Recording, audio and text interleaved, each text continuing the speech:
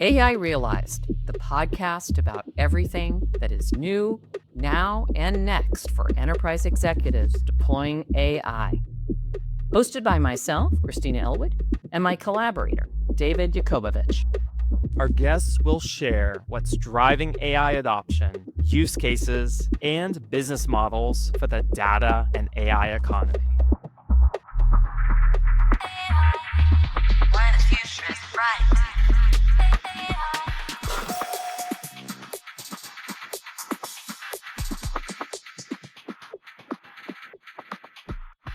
Welcome to AI Realized, the podcast for enterprise executives leading AI deployments. From tackling security, data, and operational challenges to navigating organizational transformation, AI deployment offers a unique opportunity to redesign organizations from the inside out. I'm Christina Elwood, your host for today's episode, and we're talking today to Doug Bell. He's part of the Chief Outsiders team, and he's also the podcast co-host of Cannonball GTM. Welcome, Doug. Thanks. Good to be here. It's nice to have you here. I am very excited by the work that you and your compatriot on Cannonball are doing to use generative AI in doing sophisticated marketing work, strategy work, segmentation, and so forth.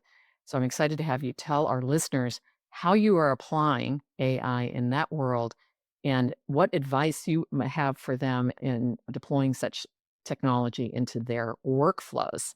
So let's start with, I know that you're a fractional CMO, so you are in the seat, you know what it is to be running a marketing organization, working with a sales team, trying to keep that funnel full and moving and squeezing more and more value out of the resources that the sales and marketing team have. So I know you speak from that lens. So tell me what inspired you to go so deep in the AI world and what you've learned so far. Okay, so to do, I've got to take you back to fall 2022. And at that point in time, I had spent part 20 years as a CMO, CPO, and CRO in SaaS and was, I thought, at the end of my journey. Prior to that, Christina, I was always a numbers person. I was doing M&A work for GE Capital and then for Cisco for a while. So I always approach things from both a business structural standpoint and a data standpoint. And I really thought my sort of ability to help was over in the fall of 2022. That was November, I believe, 9th, 2022, ChatGPT 1 came out. And that brought me back into the workforce, by and large, because I felt like it was going to be as impactful, maybe even more so than I expected at that point in time. And what that meant for me was getting back in as a fractional CMO for SaaS yet again. And what really got me in the weeds was that I forgot about the AI thing for a little bit. I was just excited to be back and helping companies grow faster. And what I found was that, like a dumb, I added too many clients too fast, and I was having trouble scaling. So my friend AI came to the rescue. And what I realized really quickly was that although in this case, it was ChatGPT plus Claude, Gemini came later.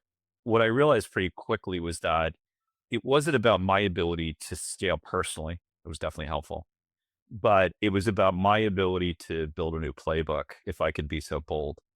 And that new playbook was based on AI's ability to get to better information faster.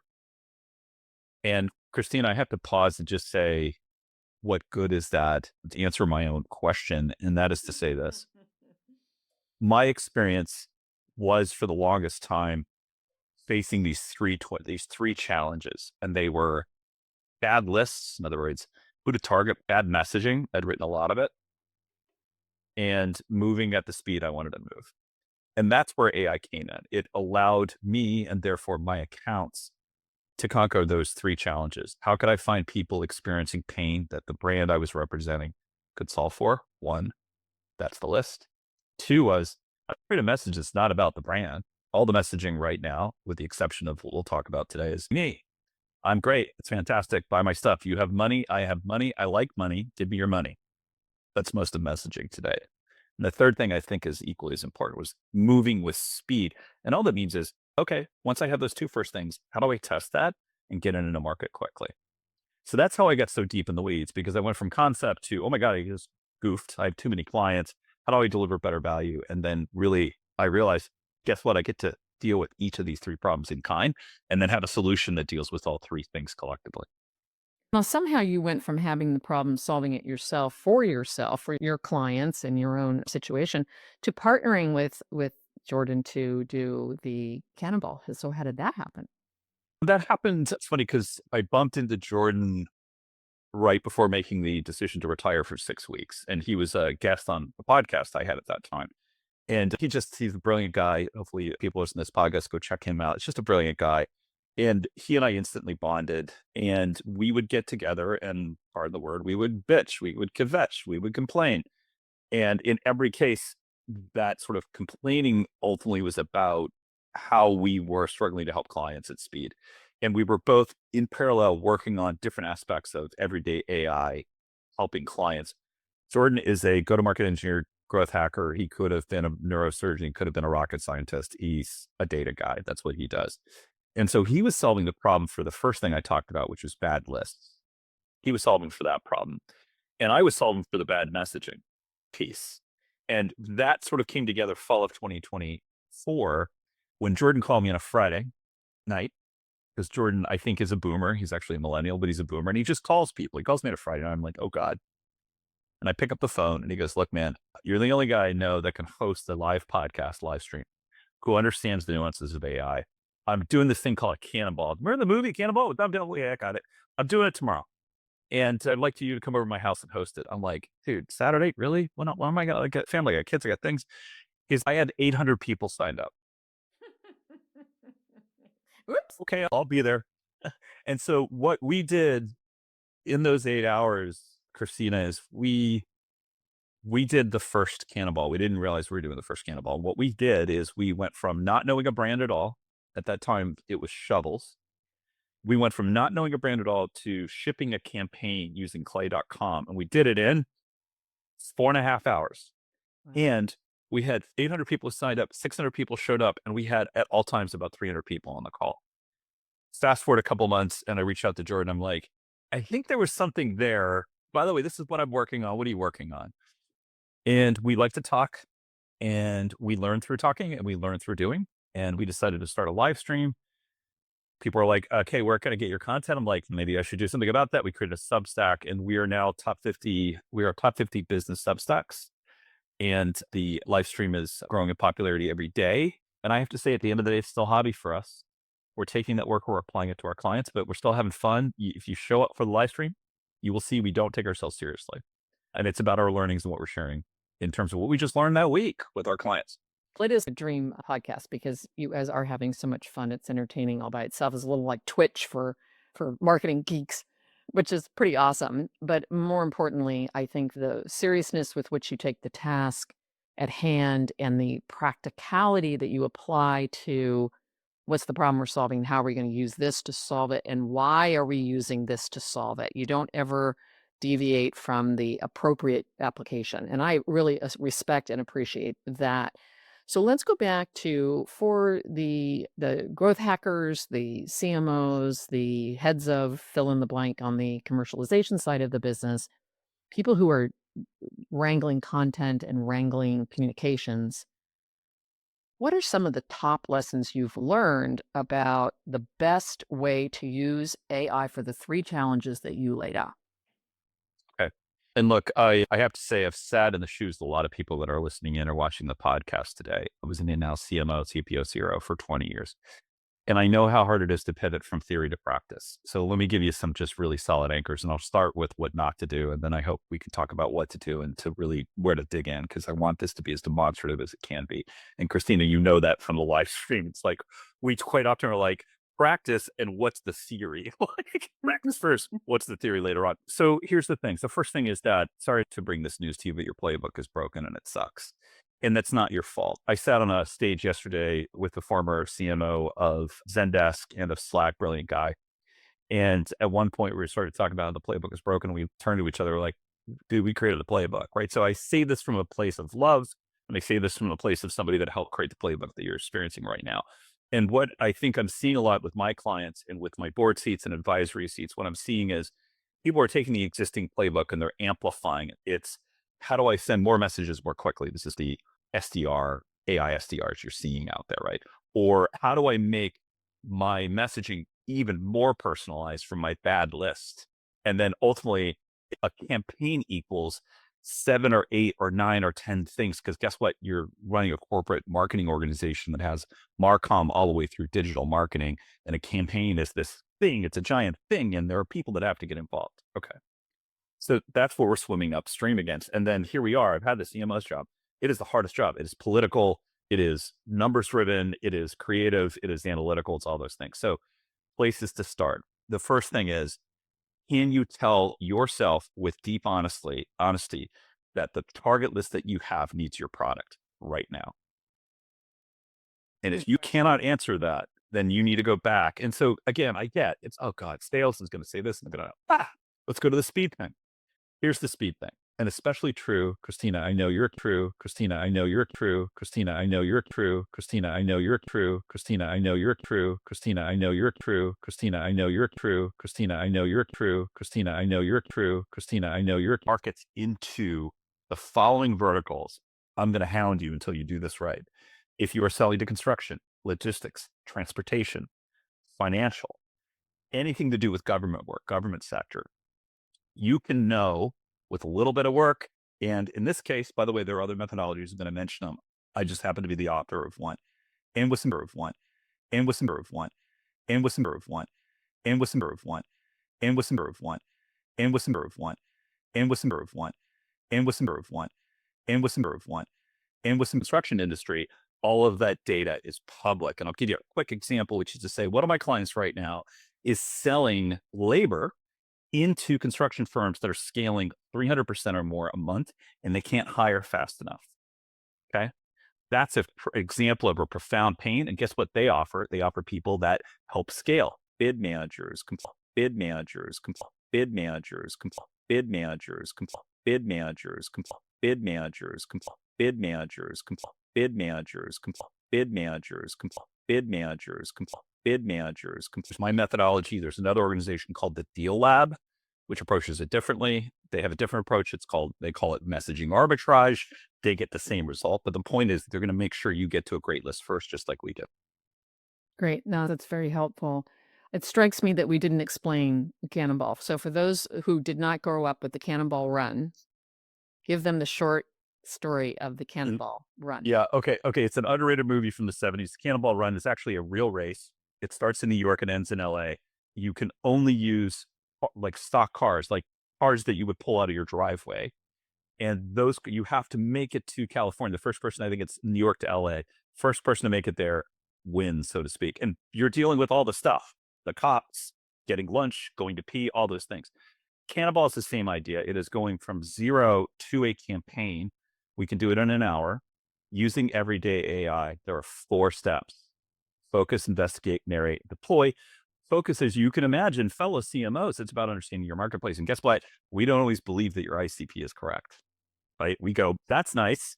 Here's what we're going to do. We're going to go understand what the tipping point is between somebody that's in business and out of business. We call that an existential data point. I made that up. Thanks to me. Good job, Doug.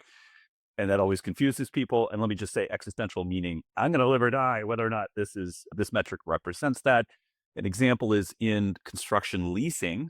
Think about large fleets of equipment sitting on lots. If less than 60% of that equipment is not deployed in the field, you're 3 months away from a cash flow problem, 6 months away from being out of business. That's what that is. And what the Cannonball does is says, okay, for that market, what is that pivot point for your entire market? And then it says, great, let's create segments that we can go after and score those segments. That's the investigate piece. Okay, we're going to line these things up and say what's good and what's not. Narrate is when we go, great, to get to that investigate piece, understanding what the segments are. Folks, believe it or not, this does happen in an hour, I promise you. Then we go and we say, what's the messaging for that list? And we call these permissionless value propositions. These are messages. Christina, they're going to think I'm full of crud, but I'm just going to say it. They're so good that a prospect would pay to receive the message, meaning the value is derived from the email. Sometimes we don't even let brands mention themselves in that email. And then finally deploy, which is how do we get a campaign? Typically, it's easier to get an outbound campaign going. How do we actually create a campaign? And we'll build the clay tables on the spot and start firing off proverbial emails. Because guess what? We don't we just pick brands. We're not always partnered with those brands. We're like, this brand looks good, and we throw them into the Cannonball. That's the whole thing. That's how it works. It's a great high pressure system for creating output quickly, and it's unambiguous what the output is and what the value of the output is. Because having been through the process myself, I can tell you it's obvious when you've got the right output. We all know when the response rates are good. This is not a question that we have to answer. So I know you're using generative AI. Is there a particular model that you're finding most valuable? It's such a great question, Christina. You and I are in the biz. We're in the biz. You and I debate agentic platforms and deployment methodologies. And sometimes we forget that everybody is using everyday AI every day and we don't know where to start sometimes, or we don't know what the best model is. Thank you for that question. So I'm going to say the following. I'm going to oversimplify the world. For research purposes, for generating those really amazing sort of deep research, think about the F part of the Cannonball methodology. So focus and investigate. Those two, ChatGPT is lovely. Not a huge fan of 5. I'm going to use 4.0, but I would tell you I should scold myself and say the more we use 5, the better 5 gets. But I will, for important projects, start with 4. Okay. And then in terms of analysis and thought partnership and actually getting to really great messaging, I'm just going to anchor myself again on the Cannonball. It's always Claude. It's always Claude. And we could spend a lot of time as getting into prompt and prompt engineering. And I have to say, I've evolved past prompt engineering because I have such a strong thought partner in Claude, but also because I stopped typing. I've started using something called Super Whisper. And Claude will train you to use Super Whisper. I don't know how to put it, but you just really need to start talking to Claude.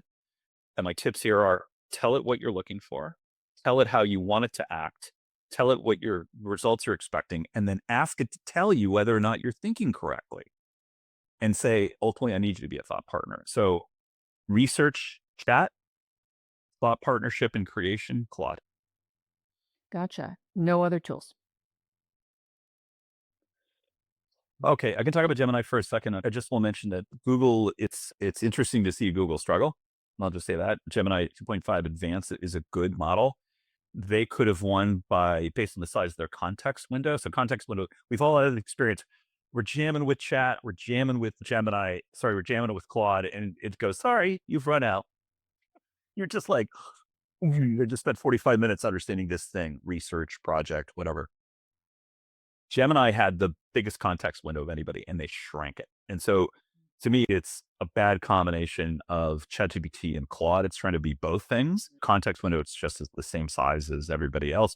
Now, smart people at Google, I expect them to figure out that they've screwed up. And I expect that context window to get bigger in the future. But right now, it's not providing an incremental value compared to the other two models.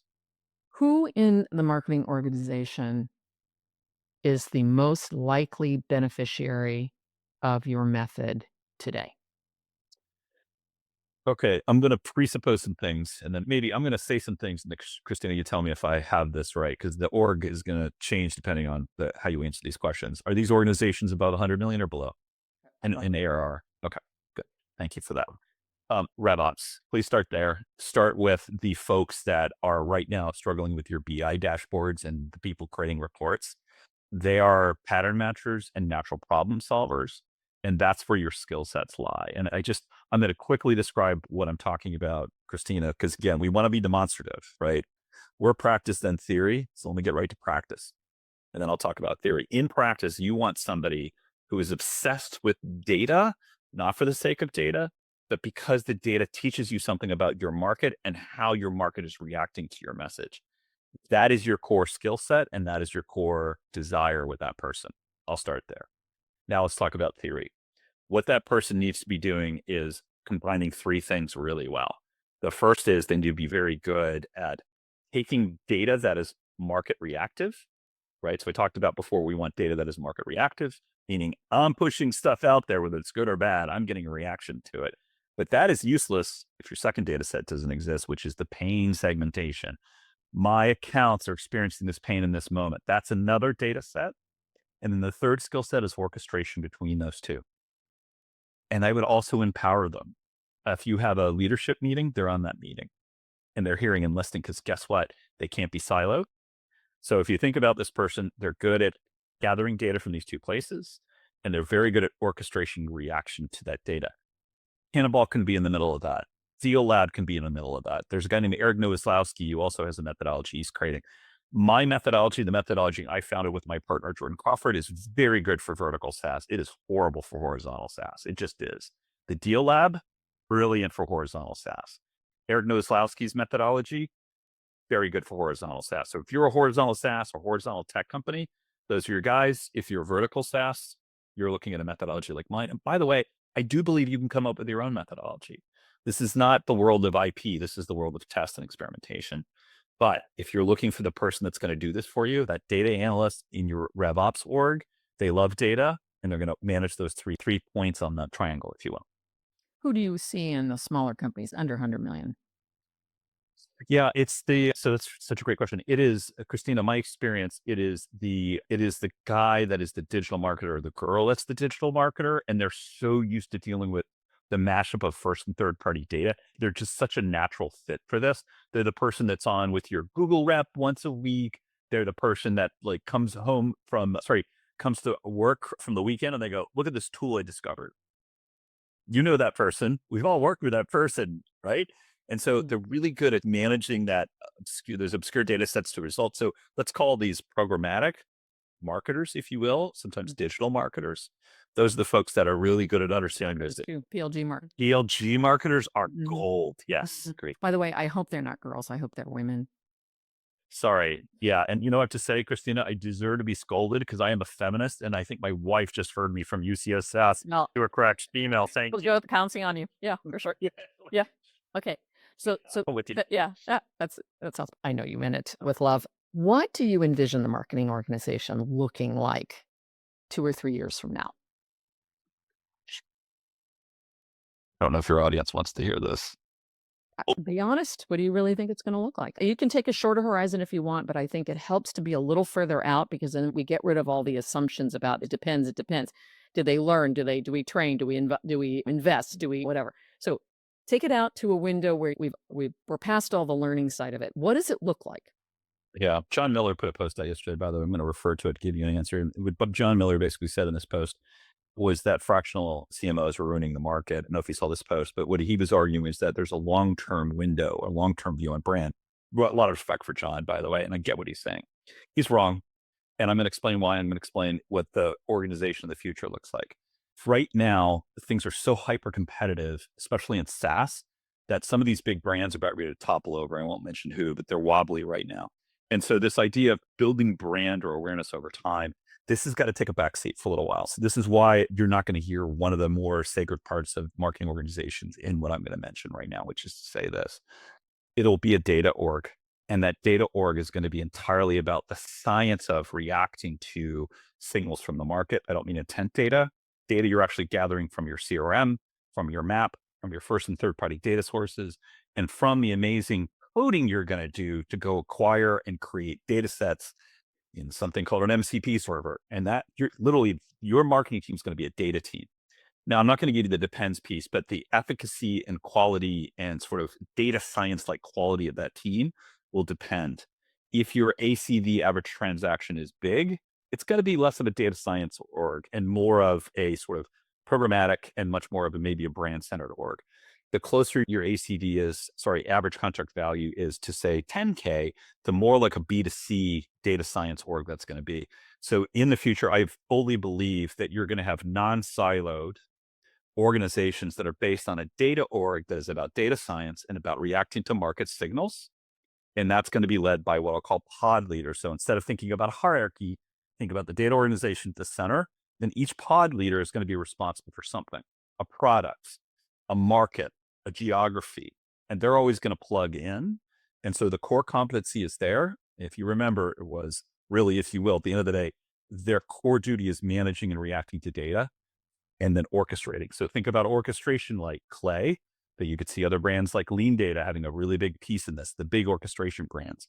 They'll be actually systems of action, if you will. So you're not going to have a digital marketer. It's not happening. Product marketing? Nope. None of those things will exist. You will have a data organization. And I don't think that's 3 years, Christina. I think, frankly, I'm seeing it already in my portfolio, some version of that. Usually it's, hey, I'm responsible for recycling. I'm responsible for top of funnel. Like they don't have titles and it's all about the data all day. A Where do you lot, see I know. strategy? Where do you see strategy fitting into that picture? That's you and me, not you and me. Sorry, that's the avatars that you or I, people that are in the seats, the C-suite, that level of folks, those are the folks that are saying, because guess what? Directionality does not come from data. Directionality comes from judgment. And that judgment, the fact that you're in that C-suite, you've got amazing judgment. And you're probably an outstanding pattern matcher and you're going to lean into that stuff, right? Because what's going to happen is, because again, sorry, John, you're wrong. What's going to happen is you're going to have to create that sort of long-term layer for the brand. You are going to have to be the brand thinker who's reacting to the immediacy of that data, but your competition, and again, I'm a little SaaS centric right now. So I would say to other businesses, maybe a difference. But what's happening right now, again, I spoke at an event yesterday. I had a conversation with, I swear to God, 40 founders, all of whom are AI-centered SaaS platforms, all of whom are ready to eat your lunch because guess what they're doing? They're adapting methodologies and everyday AI because they don't want to get money from VCs and they want to have a really low burn rate. And I'm not kidding. There was 150 people in the audience, 40 of them, and I had serious conversations and they're ready to move and they're going to move on you hard. So it's about your ability to react now. But here's the beauty. Your mode is your brand. They don't have that. And your mode is data. And the quicker you get your data organized and the more you lean into your brand, the better. But guess what? They're coming for you. Boy, Yeah. that was a sour note. I'm so sorry. Yeah, it's that you spoke your truth, and I appreciate your candid representation of the truth. Obviously, it is not the only version of the truth out there, as you have Absolutely. already mentioned, but it is good to hear your perspective, which is informed in an unusual way because both you do fractional work and you're doing your Cannonball work, and you're also a public figure. So all of those feed into it. I have two final questions for you. One, what resources do you recommend for our listeners? Yeah. I think I've mentioned Cannonball way too much. So I'll just put a button on that and say we're called Cannonball GTM. We're on Substack. We have a website. It's not for everybody. As Christina mentioned, we're in this place right now where it's very much about the go-to-market engineers. It's about very innovative and advanced SDRs. And that's just where we are currently. We are trying to make it for founders. There's going to be a version for founders we're going to launch here in the next couple of months. I really love what Eric Noslowski, what Ken Norton, and what Kellen Casebeer are talking about. It's Kellen Casebeer. It's called the Deal Lab. deallab.com. Just a brilliant thinker. He could have gone to any university he wanted to. He decided not to, and he's just been obsessed with data since he was 18 years old. He's just off the charts brilliant. Big Merle Haggard fan, by the way. If you're trying to get business from him, mention that. He'll let you talk to him more.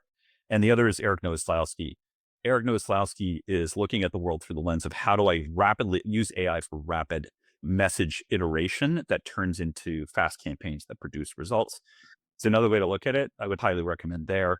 And then after that, I think you're just Does he have a website or is there a domain or just Google Eric Nowoslowski, NowolsLSWASKI, Eric Nowoslowski. And I'm so sorry, I forget Eric's brand. I would lean into those folks, but I also have to say, get on LinkedIn, follow those guys, right? Suddenly your feed will populate with others. But and Christina, I read a bunch of other Substacks. The other Substack I would recommend is called Outbound Kitchen. Brilliant guy named Elric. He is a Frenchman living in Mexico City, of all places. Highly recommend you look at that, especially if you're ramping or rethinking your outbound. Okay. We are looking forward to having you at the AI Realized Executive Summit, or excuse me, Executive Roundtable on September the 17th.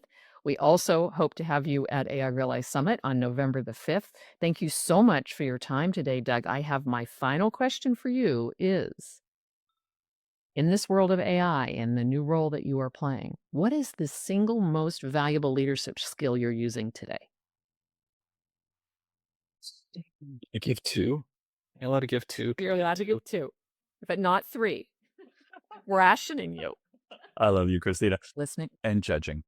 The listening piece is this. I have to tell you everything I thought I knew. It's all breaking down. So I'm just a sponge. Tell me more, tell me more, tell me more, tell me more. And then it is judgment. It is judgment times 10, because again, the thing we like to say is you're the guide, not the river. So in other words, don't try and invade the river. Don't try and paddle upstream. Don't try and fight the river. Stay in the course. So that's your job. You're the guides, the boat guide, whether it's called whitewater raft guide. You're that person. You get a whole team on that thing. And guess what? You hit a rocky around the group. So it's about your really good judgment as we go through. But you know what? You don't see the river without listening to your team. There's a rock, there's a tree, there's a rapid. Those are the two things I'm leaning into most. And this is me practically every single day. It's taking me a lot more time to get through meetings, people. It's not about doing, it's about listening. I got it. Sounds really good. Doug Bell, co-founder of Cannonball GTM and Fractional CMO at Chief Outsiders. Thank you so much for joining us today on AI Realized podcast. And we will see you soon. Bye, everybody. Thanks so much, Christina. Bye. Bye.